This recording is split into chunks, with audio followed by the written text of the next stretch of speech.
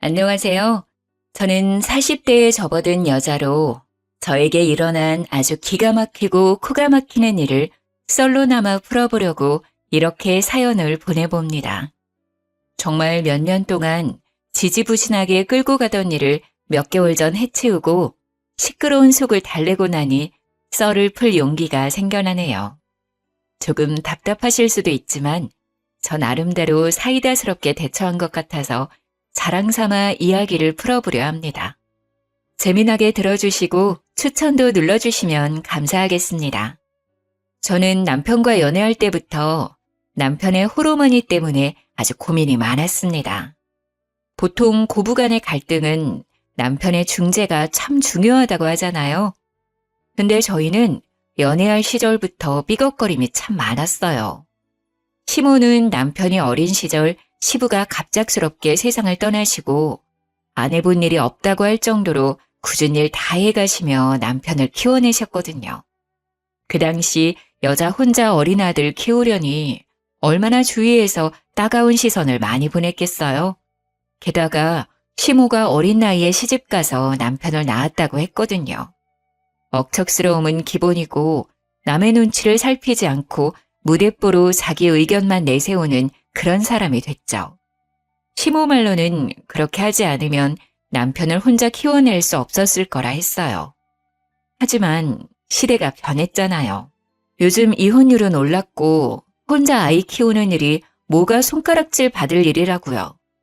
시대가 변한 만큼 시모도 마음가짐을 달리 먹어야 하는데 옛날 그 시절 그때에 머물러 있으니 충돌이 일어날 수밖에요. 시모는 제가 남편과 연애할 때부터 남편을 쥐락펴락하지 못해 안달난 사람처럼 굴었습니다. 요즘 소위 말하는 가스라이팅이라고 하죠. 남편에게 끊임없이 세뇌를 시키는 겁니다. 너는 그렇게 하면 안 돼. 나는 늙고 지쳐서 이제 힘이 없다. 우리 아들은 그런 짓 안 하는 예의 바른 사람이야. 그 세 마디로 남편의 모든 행동을 본인의 입맛에 맞춰버리는 사람이었습니다. 연애할 때는 몰랐냐고요? 완전히 모르지는 않았죠. 대충은 알고 있었는데 다들 그런 착각 하잖아요. 나라면 저 사람을 충분히 바꿔놓을 수 있다. 서로 사랑하니까 서로 맞추면서 살아갈 수 있다. 우리는 다르다. 뭐 그런 착각이요. 저도 당연히 남편과 살부대끼며 살면 맞춰갈 수 있을 거라고 장담했습니다. 결혼하고 나서는 시모랑 사는 게 아니라 저랑 사는 거니까 남편에게 의지를 불어넣을 수 있을 거라고 생각했어요. 남편과 연애하던 시절 답답한 일들이 차고 넘쳤지만 버텼습니다. 간단하게 예를 들면 저랑 남편이 데이트를 하고 있으면 전화가 와서는 아주 요란법석을 떨면서 시모가 본인 발을 다쳤다고 그래서 병원이라고 저희가 놀래서 병원으로 달려가면 그냥 발에 조금 생책이 난 정도로 인대가 늘어난 것 같다느니 깁스를 해달라고 고래고래 소리를 지르고 그러셨어요. 응급실에서도 몇 번 퇴짜를 맞고 동네 병원에서도 이건 그냥 소독만 하셔도 된다. 병원 올 일이 아니다 해도 아파 죽겠다고 난리를 치셨죠. 주말에 데이트를 하려고 약속을 잡고 있으면 슬그머니 남편에게 나도 같이 가고 싶다. 밖에 나가고 싶다. 나도 맛있는 거 먹을 줄 아는데 이러면서 남편한테 자꾸 같이 가면 안 되냐고. 어차피 결혼하면 자주 볼 건데 좀 껴달라고 불편하게 그러셨어요. 또 우리 효자 남편은 한두 번 거절하고 나니까 세 번 거절은 마음에 걸렸는지 저한테 양해 좀 해달라고 하고 한창 불타오를 시기에도 세 번에 한 번꼴로 시모랑 같이 데이트를 하러 다녔다니까요. 거기다가 저희 부부가 영화 보는 걸 참 좋아하는데 특히나 액션 영화를 정말 좋아해요. 좋아하는 영화 제작사에서 신작이 나오면 무조건 가운데 자리에 미리 티켓팅을 해서 보러 갈 정도로 좋아하는데 그거 보러 가려고 하면 본인도 껴달라고 하고 제가 오죽하면 해외 영화라 자막도 읽어야 하고 엄청 어지럽고 시끄러우실 텐데 괜찮으시겠냐고 돌려서 말할 정도였어요. 그래도 좋다고 굳이 따라와서는 영화 끝나고 멀미가 나서 죽겠니? 자막이 너무 빨라서 내용을 모르겠네 하시면서 집에 가자고 남편만 쏠랑 데리고 집으로 가버리시고 그랬습니다. 참, 이렇게 글로 쓰니까 연애할 때부터 답이 없었는데 전 왜 결혼까지 했을까요? 그때만 해도 아직 결혼하기 전이니까 라고 스스로를 가스라이팅 했던 것 같네요. 남편도 생각해보면 엄청난 마마보이였는데 그 당시에는 콩깍지가 씌어 있었는지 그게 다 시모 탓이라고만 생각했던 거죠. 손뼉도 마주쳐야 소리가 나는 법인데 제가 몰라도 너무 몰랐죠. 감쪽같이 속아 넘어가 결혼을 코앞에 두고 있을 때 정신이 번쩍 들어 남편에게 절대 합가는 없을 거라고 못 박았습니다. 남편도 당연히 합가 생각은 안 했다며 저의 의견에 동의를 해주었어요. 그런데 시모의 입장은 조금 애매했습니다. 합가를 하지 않을 거면 시댁 근처에 살았으면 좋겠다고 이야기를 했고 신혼집 위치를 시댁 근처로 잡으라고 종용했어요. 칼같이 거절했으면 좋았을 텐데. 애매한 것이 시댁이 딱 남편과 제 직장 가운데쯤에 위치하고 있었거든요. 교통편도 좋은 편이었고요. 어차피 합가는 없을 거라고 못 박아뒀으니 한 수 접어서 시댁 근처에 신혼집을 얻는 것도 나쁘지 않겠다 싶어서 그렇게 하겠다고 했습니다. 그러자 시모가 기분이 좋았는지 통 크게 신혼집 얻을 때 보태라며 3억을 주시는 거예요. 결혼해서 가족이 된다고 하니 저를 좀 이뻐해 주시는 건가 싶어서 감사하게 받았습니다. 그걸 받았으면 안 되는 건데. 항상 후회는 뒤늦게 하는 법이죠. 완전 제 착각에 빠져서 시모가 저를 위해 3억을 내어준 거라 생각했던 거죠. 양가의 축복 아래 꿈에 그리던 결혼식을 하고 신혼여행을 다녀오고 그때까지만 해도 행복에 겨워 잠을 못 이룰 정도였습니다. 남편과 단둘이 채워가는 신혼집이 너무너무 마음에 들었어요.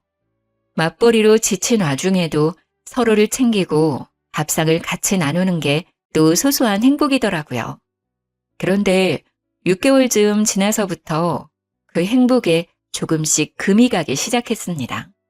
남편은 결혼 전부터 이직을 하고 싶어 했어요. 그 당시에 다니던 회사가 일은 많은데 연봉이 적었고 연봉 협상 테이블 상황도 여의치 않았거든요.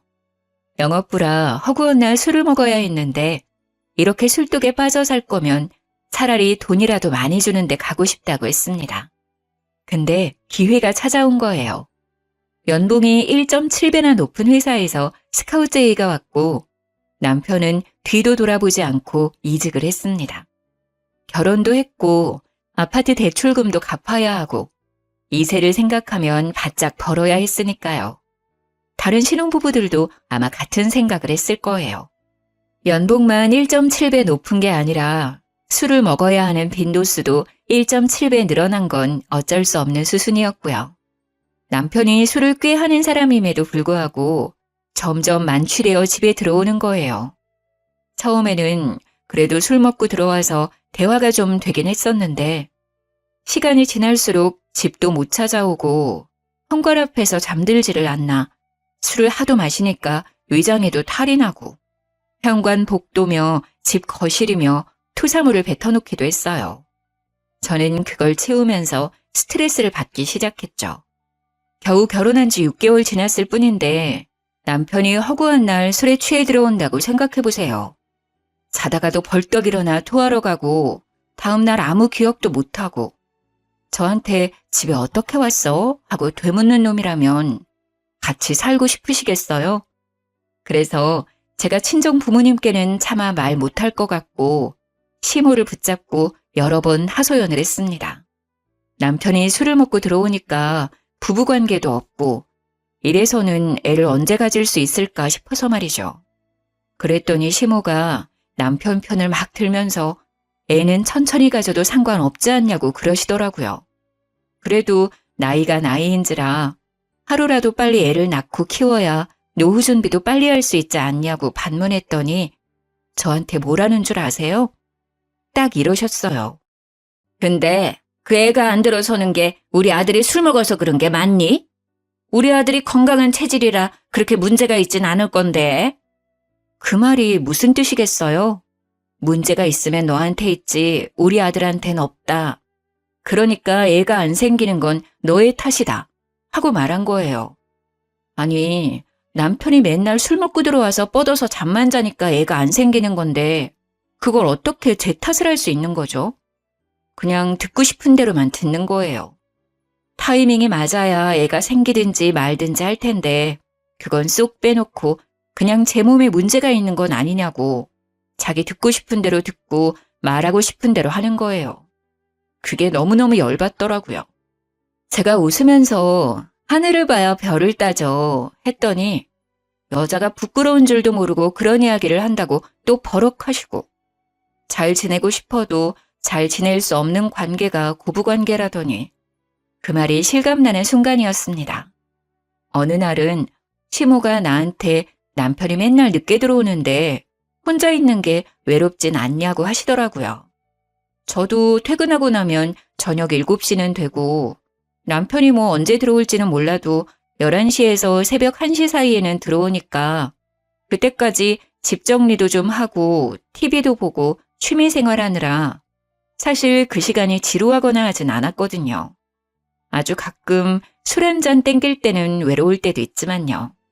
그래서 제가 그냥 글쎄요 하고 말았더니 저한테 냉큼 내가 여기 들어와서 같이 살까? 이러시는 거예요. 제가 너무 놀라서 거침없이 시모에게 말을 하고 말았습니다. 어머님, 그게 무슨 소리세요? 집이 코앞인데 합칠 이유가 없죠. 그랬더니 시모가 입을 삐죽이면서 저한테 묻더라고요. 넌 나랑 같이 사는 게 싫으니? 보통 며느리들 같으면 면전에 대놓고 싫은데요? 이런 말 못하겠지만 저는 입 빨린 말을 잘 못하는 성격이라 바로 말했어요. 제가 생각해도 무슨 용기로 그런 말을 했는지 모르겠네요. 싫어요, 어머님. 저희 맞벌이인데 어머님이 저희랑 같이 살면 부부 빨래에 청소에 밥에 그거 다 해주셔야 되는데 그러면 어머님도 불편하고 저도 불편하지 않을까요? 지금처럼 적당히 거리 있게 지내는 게 좋을 것 같아요. 그러자 시모가 알겠다고 하더라고요. 제가 현실적으로 청소에 밥에 빨래 이야기까지 나오니까 솔직히 하기 싫으셨겠죠. 제가 전업주부도 아니고 일을 하고 있으니까요. 만약에 집에서 남편이 벌어다 주는 돈으로 생활하는 전업주부였다면 시모는 몸만 달랑 와서 저를 엄청 괴롭히고도 남을 사람이었어요. 매일같이 잔소리에 대면서 이거 해라 저거 해라 우리 아들 돈 아까운 줄 모른다고 내내 외치셨겠죠. 그때만큼은 제가 일을 그만두지 않은 걸 정말 다행으로 생각했습니다. 그런데 항상 제 예상대로만 일이 흘러가는 건 아니었어요. 사고가 터지고 말았습니다.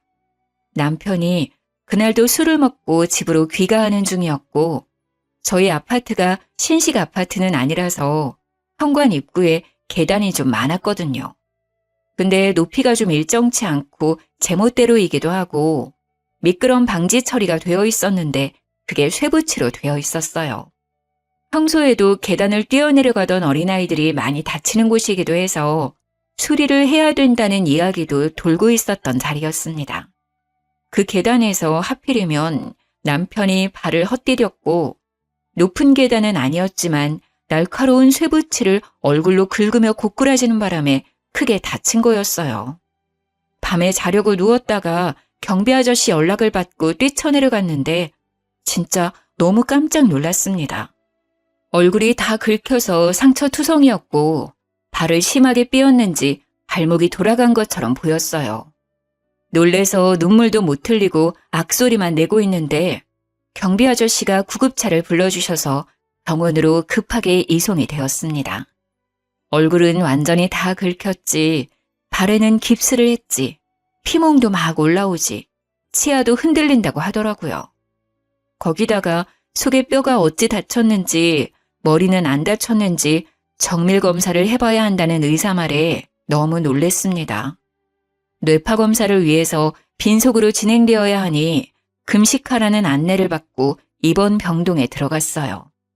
남편은 그 와중에도 술이 덜 깨서 비몽사몽하고 있고 저는 잠이 확 깨서 남편 옆에서 간호를 하고 미리 시모한테 연락을 했었는데 한두 시간 있다가 병원에 도착하셨더라고요.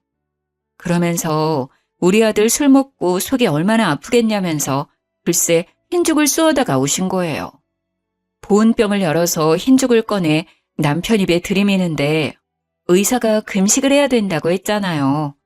너무 놀래서 시모 손을 탁 쳐냈더니 도끼 눈을 뜨면서 저를 째려보시더라고요. 어머님, 이 금식해야 된대요. 검사가 밀려 있어서 잠시 병실에 온 거예요. 요즘은 밥 다 먹고도 검사 가능하다더라. 우리 아들 속이 얼마나 허하겠니? 그러면서 제 말은 모조리 무시하고 숟가락으로 떠서 입에 들이미는데 의사가 금식하라고 했는데 도대체 왜 말은 안 듣는 건지. 만약 한 입이라도 먹었다가 검사 늦춰지면 그건 또 누구 보고 감당하라고 저렇게 대책 없이 구는지 모르겠더라고요. 그래서 별 수 있나요? 간호사 호출 버튼 계속 눌렀죠. 남편은 술이 안 깨서 입도 못 벌리고 잠에 빠져 있고 시모는 계속 입에 죽 넣으려고 난리고 저는 발만 동동 구르면서 간호사를 기다렸습니다. 황급히 달려온 간호사가 병실 상황을 파악하고 시모한테 소리를 질렀어요. 환자분 금식이에요. 금식 안 하시면 음식물 역류해서 기도가 막힐 수도 있어요. 기도가 막히면 숨을 못 쉬고 그러면 정말 큰일 나요. 죽 얼른 치우세요. 그제서야 시모가 아유 그런 줄 몰랐다면서 보온병에 싸온 죽을 치우더라고요. 제가 분명 의사가 금식하라 했다고 말을 했는데 모른 척하고 그러니까 너무 짜증났습니다. 제 말은 무시하고 간호사가 와서 이야기하자 그제서야 듣는 그 꼬라지가요. 남편은 모든 검사를 마치고 이상 없다는 판정을 받았습니다. 단지 발목이 돌아가서 6주 정도 깁스를 해야 된다는 이야기를 들었고 얼굴에 난 상처를 소독만 잘해주면 된다고 했어요. 치아가 조금 걱정이긴 했는데 넘어지면서 잇몸을 다친 것 같다고 치아 자체는 괜찮으니 냅두면 아물 거라고 하더군요. 그 이야기를 들으니까 그제서야 안심이 되고 저는 출근을 해야 되니까 집으로 갔는데 시모는 꿋꿋하게 남편 수발을 들겠다고 하더라고요. 저한테는 어찌 보면 차라리 잘된 일이라 시모한테 남편을 좀 돌봐달라고 부탁드렸어요. 평일에는 시모가 병수발을 해주고 주말에는 제가 하기로 약속을 했습니다. 바쁜 평일을 보내고 주말에 병원에 갔는데 시모가 도무지 집에 갈 생각을 안 하더라고요. 제가 오죽하면 집에 가서 옷도 좀 갈아입으시고 쉬시라고 했는데도 우리 아들 지켜야지 가긴 어딜 가냐며 저를 꿔다 놓은 보리자루 취급을 하더라고요. 식사가 나오면 숟가락에 밥 뜨고 반찬 떠서 입에 막 넣어주고 그러는데 남편이 발을 다친 거지 손을 다친 게 아니잖아요. 근데 입만 벌려서 그걸 받아먹고 앉아있더라고요. 시모는 이 반찬이 좋냐 저 반찬이 좋냐 하면서 남편 밥 떠주고 있고요. 일주일 만에 잇몸도 다 잘 돌아와서 지 혼자 씹어먹고 할 수 있는데 반찬도 작게 다 잘라서 입에 넣어주는 꼴이 진짜 보기 역겨울 정도로 힘들었습니다. 남편도 그 정도로 처먹었으면 지 스스로 하겠다고 해야 하는 거 아닌가요? 입원해 있는 3주 내내 저 모양 저 꼴이었어요. 오죽하면 6인실에 남편이 입원해 있었는데 같은 병실 쓰는 다른 보호자분이 저를 측은하게 바라보시더라니까요. 저한테 슬그머니 와서는 세댁 고생이 많겠어 하면서 제 손을 토닥토닥 해주시는데 도대체 평일에 어떤 꼬라지들을 보였길래 생판 모르는 사람들이 저를 위로해주는지 안 봐도 비디오였습니다. 어떤 아주머니는 저 옆편 내가 세댁 시어머니냐고 묻더라고요. 그래서 맞다고 고개를 끄덕이니 저한테 그때부터 따발총처럼 와다다 쏘아대시는 거예요. 내용인즉슨 6인실 병원에 TV가 가운데에 딱 한 대 있었는데 거기에 보통 정형외과 수술하러 오신 분들이 계신 방이라 장기적으로 누워있는 분들이 많으셨나 봐요. 그래서 병실 내에 계신 보호자들끼리 암묵적인 규칙을 두고 TV를 보셨대요. 일일 드라마, 주말 드라마 같은 걸 딱 하나로 통일해서 보고 계셨던 거죠. 우리 시모가 병실에 자리 잡기 전까지는 아무 문제 없이 순번 지켜가면서 잘 보셨다고 했어요. 그런데 일일 드라마 보는 시간에 시모가 갑자기 TV 리모컨을 쓱 들고 가더니 본인 보고 싶은 프로그램을 막 돌리더래요.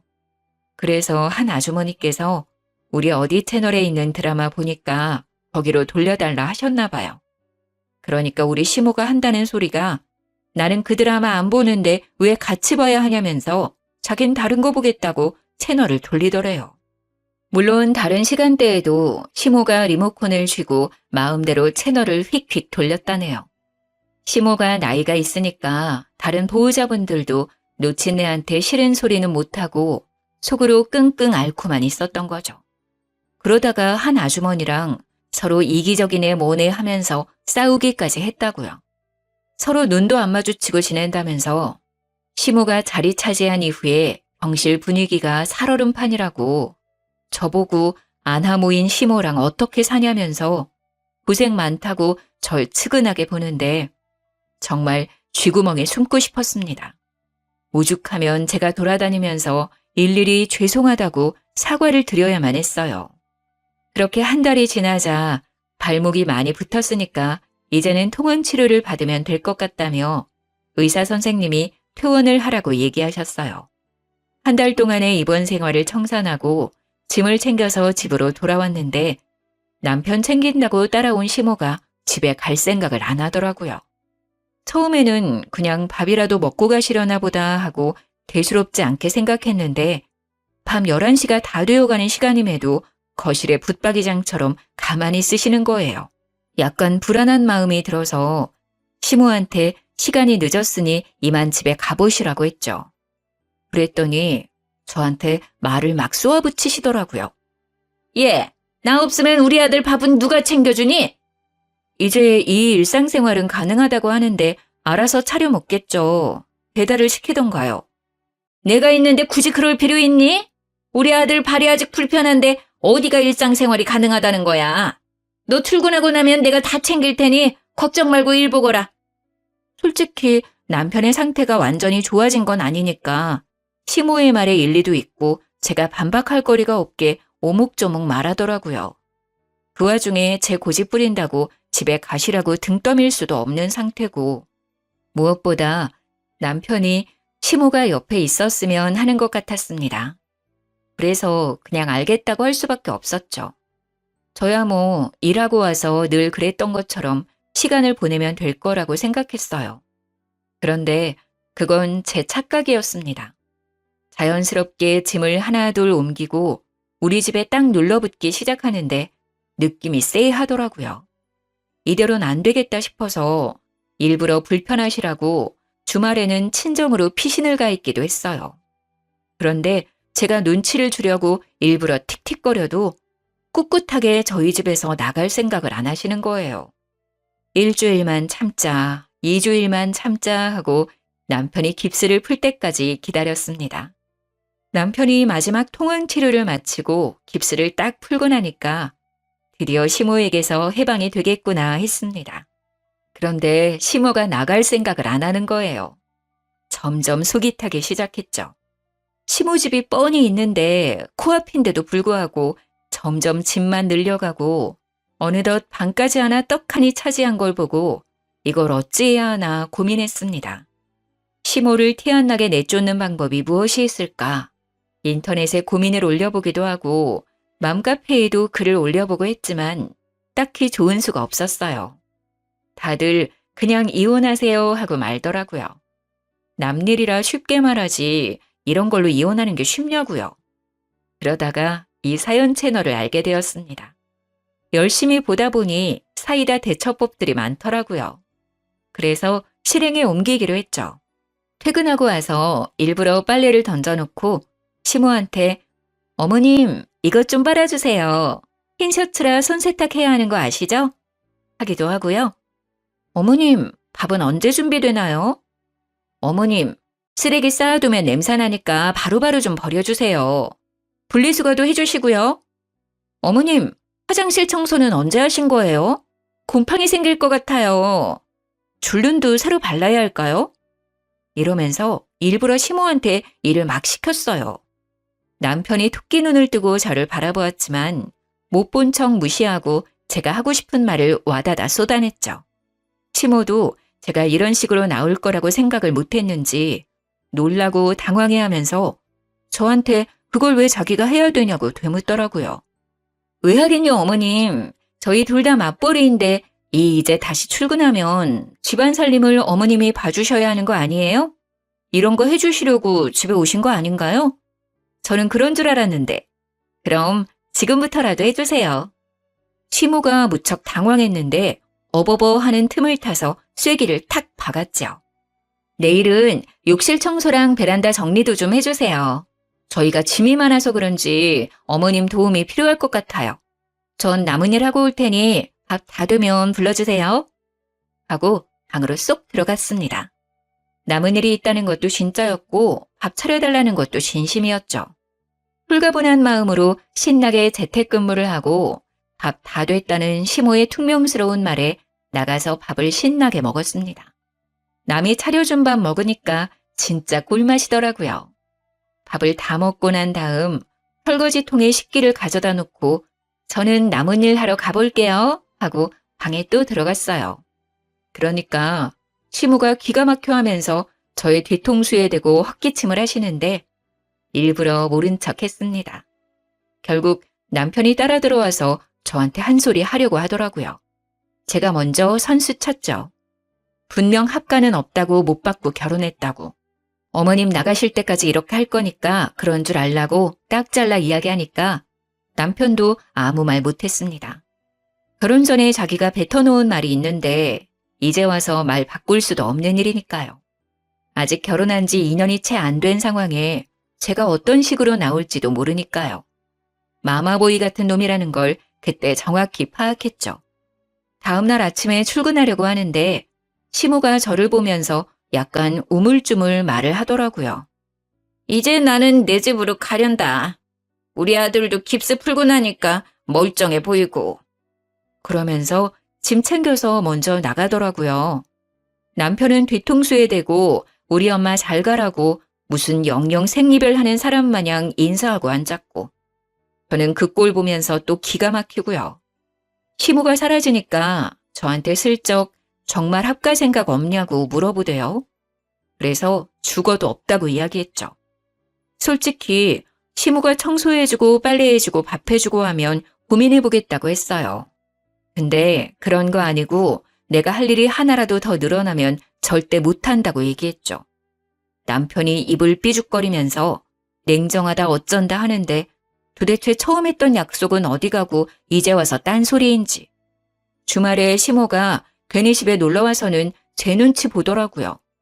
남편이랑 대충 합가 이야기라도 했던 건지 뭔지. 제가 대놓고 싫다고 해버리니까 둘 다 저한테 설득의 말도 못 꺼내고 있는 것 같았어요. 자꾸 눈치만 보면서 말을 할까 말까 고민하는 것 같아 보이길래 보는 제가 답답해서 무슨 일이냐고 그냥 말씀해 보시라 했습니다.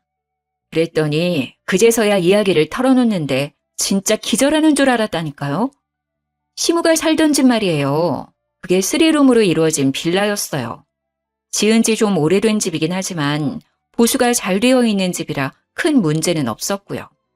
외관이 많이 낡았지만 거의 대부분 집들이 리모델링 해놔서 집안은 상당히 깔끔했거든요.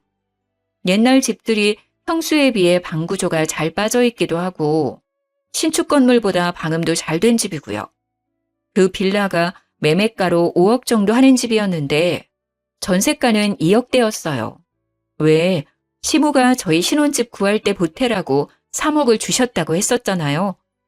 대충 감이 오시나요, 여러분? 네, 맞습니다. 시무의 집을 팔고 집주인한테 사정사정해서 전세로 들어와 살고 계셨던 거였어요. 집주인도 당장 이사 올 사정이 안 돼서 2년간 시무한테 전세를 두고 있었던 거죠. 5억대의 빌라를 팔아서 2억대 전세로 입주하고 3억을 저희한테 보태주고 그 전세 계약이 끝나면 은근슬쩍 합가를 하려고 남편이랑 짝짝꿍을 다 맞춰놨던 상황이었는데 제가 딱 잘라 싫다고 한 상황인 거죠. 저는 그 이야기를 듣자마자 기가 차서 시모한테 되물었습니다. 그래서 지금 전세 계약이 끝난다고요? 글쎄, 집주인이 들어와 살겠다고 나가라고 했다네. 우리 엄마가 우리 신혼집 살 때 돈 보태주셨잖아. 따지고 보면 이 집이 제일 많은 지분을 가지고 계실걸? 내가 너네 번듯하게 살았으면 해서 3억이나 보태주지 않았니? 내가 여기 지분이 있어도 한참 있는 거지. 내가 안방 써도 될 만큼은 가지고 있지 않겠어? 아주 뻔뻔하게 두 모자가 저한테 대놓고 합가 요구를 하는데 들어주기 싫더라고요. 그래서 시모한테 웃는 얼굴로 이야기를 했어요. 그러면 어머님이 안방 쓰시면 되겠네요. 제가 나갈게요. 하면서 바로 방에 들어가 제일 큰 캐리어를 꺼내서 짐을 싸기 시작했습니다. 놀란 남편이 따라 들어와서 제가 짐 싸는 걸 보고 뭐 하는 짓이냐며 소리를 막 질렀어요. 시모도 저한테 되바라진 기집애라며 혀를 끌끌 차더라고요. 저라고 가만히 당하고 있을 순 없으니까 이를 악물고 대들었습니다. 지금 누가 누구 보고 되바라졌다고 욕을 하는 거냐고요. 분명히 처음 결혼할 때부터 합가는 절대 없다고 이야기하고 한 거 아니냐며 남편에게 삿대질을 하고 따졌습니다. 남편은 저한테 스리슬쩍 일이 이렇게 될 줄 몰랐다고 하는데 모를 리가 있나요? 전세 계약 끝날 시점에 은근 눌러붙으려고 작정한 것도 그렇고 다 계획적으로만 보였습니다. 제가 하나하나 따지니까 시모의 불같은 성격이 타오른 건지 갑자기 저한테 달려들어서 제 머리채를 확 휘어잡는 거예요. 저는 속수무책으로 머리채를 잡혀 시모에게 휘둘리고 말았습니다. 남편이라는 작자는 제가 머리채 잡혀 악소리를 내고 있는데도 말릴 생각은 안 하더라고요. 이거 놓고 말하시라고요. 어머님이 그럼 저희 집 살림 다 봐주실 수 있어요? 저도 남편처럼 그냥 바깥 일만 하고 집안일 신경 하나도 안 써도 되냐고요. 이게 어찌 며느리 주제에 지 남편이랑 똑같이 하려고 그러? 저는 어이가 없어서 남편을 확 째려보면서 말했습니다. 너도 너네 엄마랑 같은 마음이냐고요. 너네 엄마라고 이야기하자 남편이 인상을 팍 썼지만 저는 신경 안 썼어요. 이제는 진짜 될 대로 되라, 나도 막 나간다 그런 마음이었거든요. 끽해봐야 이혼밖에 더 하겠어요? 애도 없겠다, 그냥 이혼하고 혼자 사는 게 더 낫겠다 싶기도 했습니다. 당신이 말해보라고. 당신도 어머님이랑 같은 생각이야? 며느리 주제에 남편이랑 똑같이 하려고 드냐는 그 말에 동의하냐고. 아무래도 남자는 하늘이고 여자는 땅이니까 엄마 말이 틀린 건 아니지. 저는 그런 쌍팔년도 영화에나 나올 법한 대사를 남편 입에서 듣게 될 줄은 꿈에도 상상 못했습니다. 너무 어이가 없어서 콧방귀가 절로 끼어지더군요. 남편은 시모 옆에 찰싹 붙어서 저를 못된 년으로 만들려고 하는 것 같았어요. 계속해서 다 늙은 시어머니가 살면 얼마나 살겠냐고, 다른 집은 서로 모시려고 하던데 이러면서 말 같지도 않은 소리 하더라고요. 다들 아시겠지만 어느 며느리가 시모 모시고 사는데 쌍수 들고 환영합니까? 당신은 지금 하늘에 매달려서 살고 있다고 생각해? 땅에 두 다리 붙이고 살고 있는 거 아니야? 결국 여자 없으면 살지도 못하는 놈이 무슨 입이 뚫렸다고 남자는 하늘이고 여자는 땅이라는 소리를 해? 뭐가 어쩌고 어째? 하늘 같은 남편을 우러러볼 생각은 않고 지금 우리 아들이 너 없으면 아무것도 못한다는 거야 뭐야? 허구한 날 술에 취해서 여기저기 토해놓고 옷도 맨날 뒤집어서 벗어놓는 인간이 저 없이 뭘 하겠어요? 저도 그동안 할 말 없어서 입 다물고 살았던 거 아니거든요?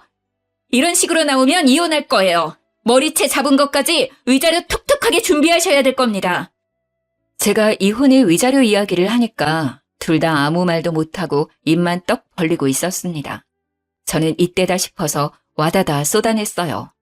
나는 분명 합가는 절대 못한다고 이미 말을 해뒀는데 그걸 굳이 못 지키겠다고 한다면 나도 더 할 말 없네요.